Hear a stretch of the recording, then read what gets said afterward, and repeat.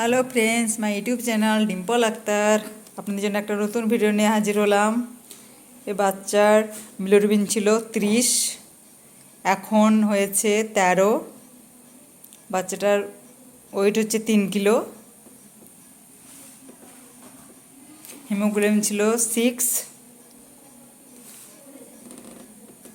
এখন বাচ্চাটা ব্লাড পেয়েছে, বাচ্চাটা ফটোথেরাপি পেলো। এখন বাচ্চাটা মোটামুটি সুস্থ। হয়তো কালকের মধ্যে বাচ্চাটাকে আমরা মায়ের কাছে ফিরিয়ে দিতে পারবো। এটা আমাদের ফটোথেরাপি মেশিন। এটা আপার, একটা লোয়ার।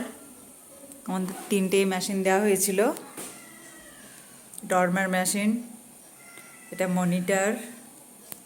বাচ্চা সিরিঞ্জ পাম্পে স্যালাইন চলছিল, ওগুলো সব আজকে বন্ধ হয়ে গেছে। বাচ্চা এখন ডিমান্ড ফিটে আছে।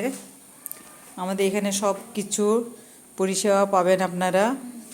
শীতের সময় রুম হিটার,